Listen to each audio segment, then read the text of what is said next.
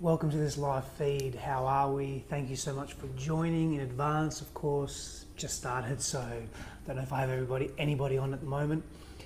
But today we're speaking to something that is, for me, very important and something that I've been striving for a long time in my own life. And when I say a long time, relative to how old I am, of course, but something that I've been aware of, self-awareness, being aware of from a very young age. Hi Rosie, thanks for joining.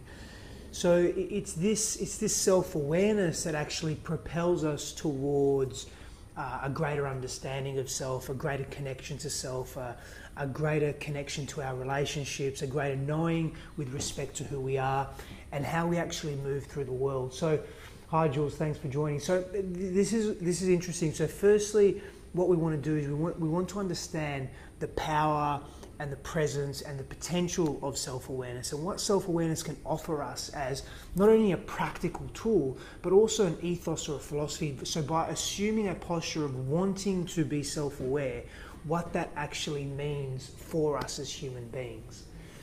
Hi Rosie, hi Catherine, how are you? So firstly, we need to define what self-awareness is, and we need to really simplify it as much as possible because I don't know about you, but I have a tendency sometimes to overcomplicate things, to overcomplicate life, and it becomes then very challenging for me. So I want to simplify this. So self-awareness is simply understanding and knowing self in as many ways possible. It's as simple as that. It's about understanding the layers of self, the levels of self, who we are, what our likes are, what our dislikes are, what we appreciate about life, what our values are, what our purpose or purposes is. All of that and more.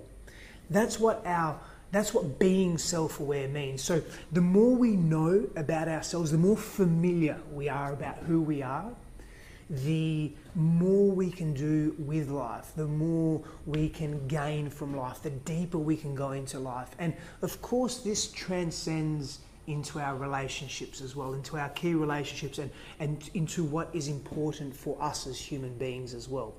So we begin to then make this connection between the conceptual understanding of what self-awareness is, which is understanding the fullness of who we are, okay, knowing what our preferences are in life, what we want from relationships, what we want from certain situations, and then how does that practically transcend into our lives? So how do we then apply self-awareness in our lives?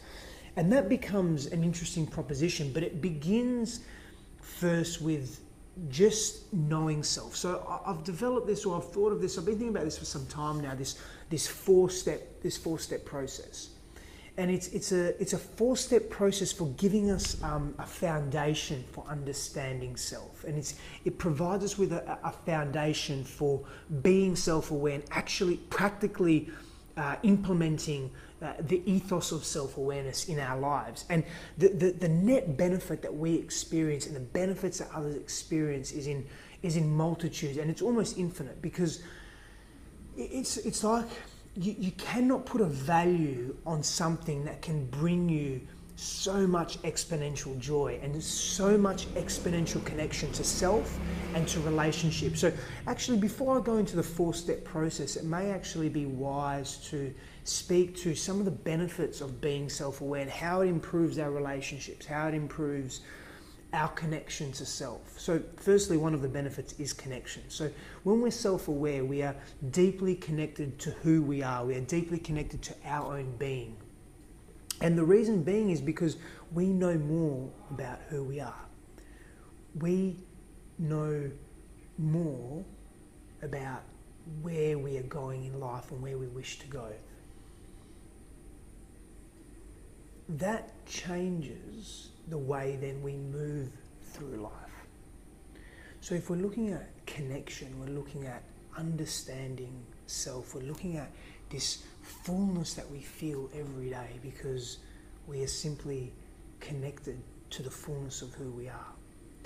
So that transcends into our relationships as well, because then what happens is we show up in our relationships being very understanding of who we are. So that we then communicate with clarity. We communicate with clarity to our loved ones. We communicate with clarity in our business relationships. We communicate with clarity in our friendships. And people then begin to get a very clear version of who we are and what we want from life. That changes the dynamic. It changes the way we interact with others and the way they interact with us. It becomes a more authentic, congruent, transparent interaction.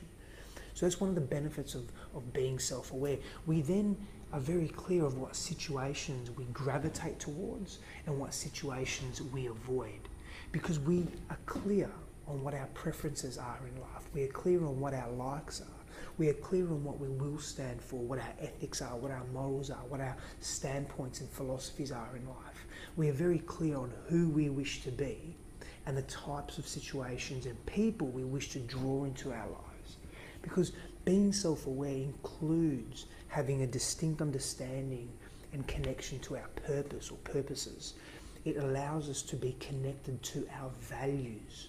So what is most important to us in life? And then we are able to create the circumstances in our lives. We're able to take meaningful, massive, transformative action in alignment with those values because we have clarity. So self-awareness is a deepened form of clarity. Clarity around self and clarity around who we are and how we wish to move through the world. So then we begin to take action in alignment with this clarity. The experiences we draw into our lives and the environment that we create for ourselves, that we surround ourselves with, that also transmutes. So these are some of the benefits, the intrinsic benefits of being self-aware. We then want to see self-awareness it's an ancient thought. It's an ancient paradigm. It's something that's been around for a long time. Eastern mysticism speaks to self-awareness being entangled with self-realization, being entangled with self-actualization, and we can go very deeply into this state of self-awareness and being self-realized and being self-actualized. And I speak to these tenets and these principles in my sovereign leadership model because one of the benefits of being self-aware is our ability to lead ourselves with grace and prowess. And again, it really does come down, to simplify it, really comes down to that clarity of self, that clarity in self. Because when we have that clarity, we are convicted. We know what we want and we know how to pursue that state or how to live in that state. And everything we do is in alignment with that clarity, and that's what self-awareness provides us.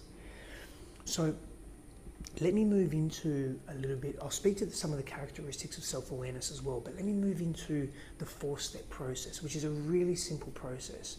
It's a simple process for cultivating self-awareness, because like anything in life, if we want to be better at something, if we want to be more profoundly engaged in something, we must practice, we must expose ourselves, because when we expose ourselves, we become more familiar. That familiarity breeds a comfort. That comfort breeds an openness, and that openness breeds a safety, and it's in that space of openness and safety where we are actually fully engaged, we're fully immersed in the experience. So that experience we are getting more from that experience. So let's speak to this 4-stage process. So the first stage is simply being curious. It's simply having a childlike wonder, and I thank you for joining. And when we have this childlike wonder for life, this curiosity, this questioning, that we wish to ask questions about self, about who we are, about who we wish to be, about why does that occur in that particular space, or what does this friendship mean to me, or this argument that I've had with a loved one, what does that mean? And we begin to query the fullness of life. Where do I want to be in 10 years' time? Is the vocational, the job that I'm in right now, does it suit my needs? Does it align with who I truly am? Asking these questions and so much more of life transforms the landscape of our reality. I'll say that again, it transforms the landscape of our reality just simply by asking questions and being curious. See, infinite curiosity is a key principle of my sovereign leadership model, and it allows us to be empowered governors of self. So it goes without saying that having that childlike curiosity in life, hi Brendan, thank you for joining. Having that childlike curiosity in life leads us to a deepened understanding of self. And it sets the precedent and begins the momentum for us being more attuned to self, more intuitive to self, because that's also part of self-awareness, in turn allowing us to be more self-aware beings. Curiosity is key. The quality of the questions we ask ourselves in life determine the quality of the life we live and the quality of the outcomes that we experience in life. It becomes completely empowering. So that's the first step, is just asking questions. We then move to this broad, I call it a broad awareness. It's a broad awareness of our reality, of our inner reality, so our thoughts, our beliefs, our emotional states, our thought paradigms, our models of reality, our feeling states, our visceral connection to our environment. So it's our internal broad awareness and an external broad awareness around our, Andrew, so am I, around our friendships, around our relationships, around our physical environment, around what we do and how we behave. So it becomes very interesting then to observe the broad awareness. Now, what does broad awareness mean, outside and inside? It means that we begin to make slight connections between different events and experiences, between different things, objects and subjects in our lives. It means we have a broad understanding of how this experience can affect me in this way in another area of life. But it's only a broad awareness, but it's the beginning stages of being aware, of being attuned to our external and internal environment. We begin to then understand, I wonder if this belief system that I'm maintaining actually is affecting me in this area, that area, and this area of life. And to provide an example of that, perhaps in life, you may refrain from taking risks, or you may refrain from moving into an area of life that serves you. And you begin to ask questions. Why am I passive in this area? Why am I not fully committed in this area? Why am I fearful in this area? And then you may ask yourself, is there a belief system that is limiting me, that is holding me back, that is keeping me in a particular space that actually doesn't align with my values and my truest version of self? Hi Jenny, thanks for joining. So it's a broad understanding of how belief systems affect our conscious living, our reality in the conscious world, and how our thought paradigms and our models of reality lead us to attaining or experiencing particular experiences. So we begin then to explore that in that broad awareness stage, that broad stage of awareness and understanding self. Once we spend some time in this space, once we spend some time being more comfortable, being more accustomed, being able to notice some of those connection points, because the broad awareness and the acute awareness, which is the next phase, the third phase, they are intimately connected and intimately linked. One just becomes more profound than the other. It's like an on-ramp. It's a scale that just drives up. And in the acute phase of awareness, in the third phase of awareness, this becomes very interesting. We become deeply connected to self. We become more intuitive. Phil, thanks for joining, brother. We become more understanding of who we are. Hi, Spremenka, thank you for joining. We become very acute with our understanding of everything in our environment and everything in here. We begin to deeper explore self. So the questions become more profound, the questions become more frequent. And not only do they become more profound and deeper and frequent, they become more connected, they are giving us more insight. But in hand with this is challenge. So in the acute awareness phase, as opposed to the broad awareness phase, we aren't as challenged as much. In the broad awareness, it's quite an exciting journey to be on, because we're making these connections and it's like, wow, I can understand this now, I can observe this now, I can connect and resonate with this now.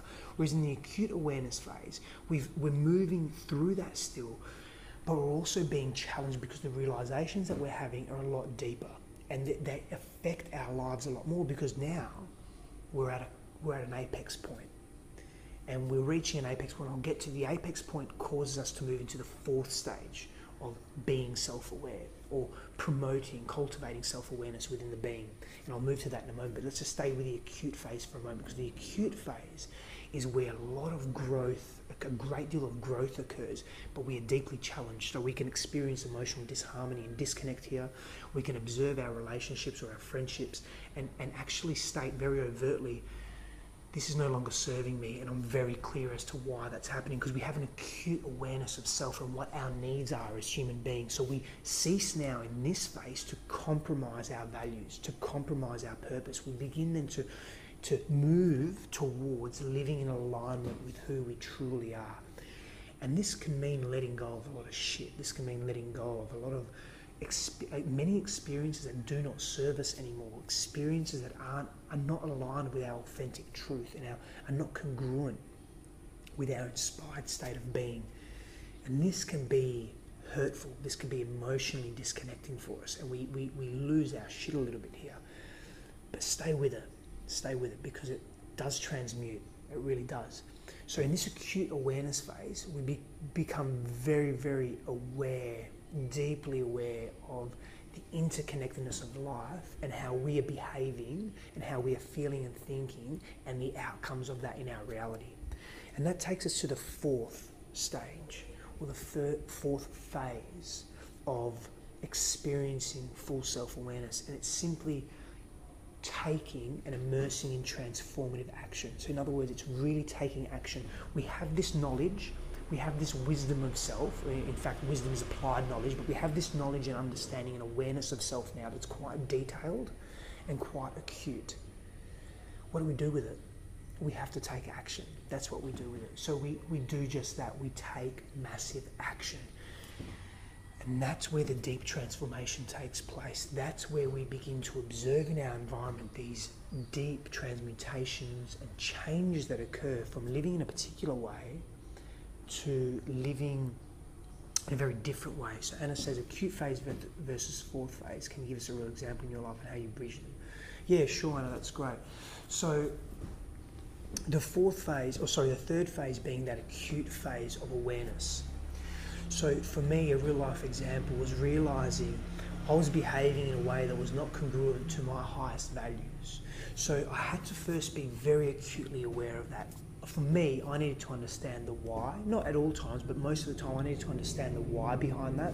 Why was I behaving this way? What was the historical context of that? What were the deep connections associated with that? So I went, hi Leanne, thanks for joining. I went into a deep dive into self, and I looked at every aspect of my life. There are 9 areas of life. I deconstructed those areas of life: the physical, the emotional, the spiritual, the psychological, the social, family, vocation, financial, and my relationships. I went into my childhood. I'm still in the third phase. I'm making acute connections and being very self-aware and linking my behavior of present to my inner state, my beliefs, my models of reality, my thought paradigms. And I'm in that acute phase of understanding all that through deep visceral meditation, through different varied spiritual praxis, through deep contemplative reflection. Now, once I had clarity on all of that, and this is in the last few years, I was faced with a decision.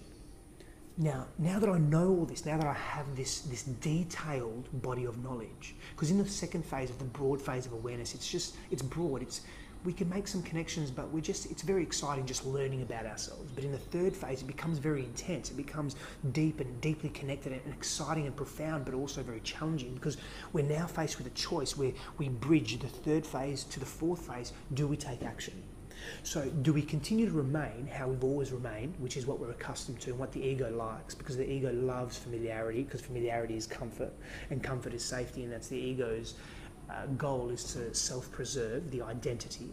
So do we remain in that comfort that we've known for so many years, for all of our lives, that way of being and behaving and understanding the world, or do we take action and actually move into the unknown? Because viscerally it's the unknown. We've never been that person before, because I was making a decision about having to be a very different person, about how I live my life, how I feel, how I think, how I connect with people, how I treat myself.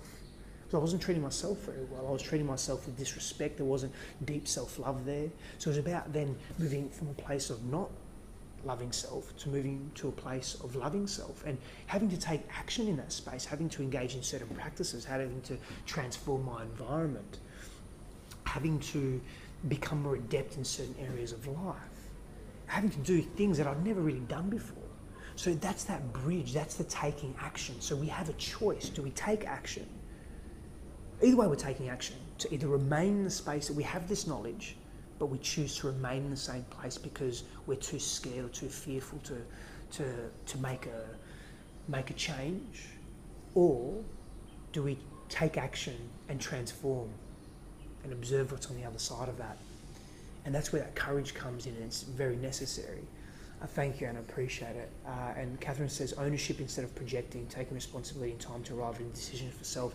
And that's a really important characteristic, actually, Catherine, of being self-aware, is that ownership, and that full owning of self. Another characteristic of that deepened self-awareness, when we are self-aware beings, is that vulnerability, and I'll speak to that in a moment. So that fourth stage is taking action, and we have a choice. Do we remain in the space that we are in, that no longer serves this new version of self that we have experienced and discovered and explored in the third stage of acute awareness or self-awareness building? Or do we take some serious action and be the person that we feel we are born to be? That becomes a game changer for our lives if we can do that. It really does. And that fourth stage awareness, that action taking, is beautifully empowering. So some of the characteristics of being self-aware is that vulnerability, is that ability to be fully open with self and open with our loved ones and those that are in our lives, to grant them the opportunity to receive a true version of self in that time and space, but also to make decisions based on that true self. I feel like I have various missions on this earth, and one of these missions is to completely deconstruct what it means to be a man, and completely deconstruct what it means to express masculine traits. Because as men in this Western world that we find ourselves in this Western cultural paradigm, we are told that vulnerability is a weakness, that expression is not empowering or powerful, and that's reserved for women's business. It's a total disconnection from understanding feminine, masculine, expressive traits, both within males and females, and it disempowers men, and in turn disempowers women as well. And for me, being vulnerable and being open is incredibly powerful. It's incredibly enriching for our lives and for our experiences, and it's incredibly enlightening for those that are in our lives. So as a man in particular, it is essential that we practice vulnerability, because it is a feminine trait, it is a healthy feminine trait that as men we haven't been accustomed to experiencing enough. But if we don't practice, if we don't immerse ourselves in this space, we will not become more proficient and more aware and more exposed to this way of being. So being vulnerable and being truthful and open with self is an important aspect of being self-aware, as is being open and taking full ownership of our stuff. Because when we take ownership of our position in life, we are empowered. When we are empowered, we can make choices around taking transformative action or not.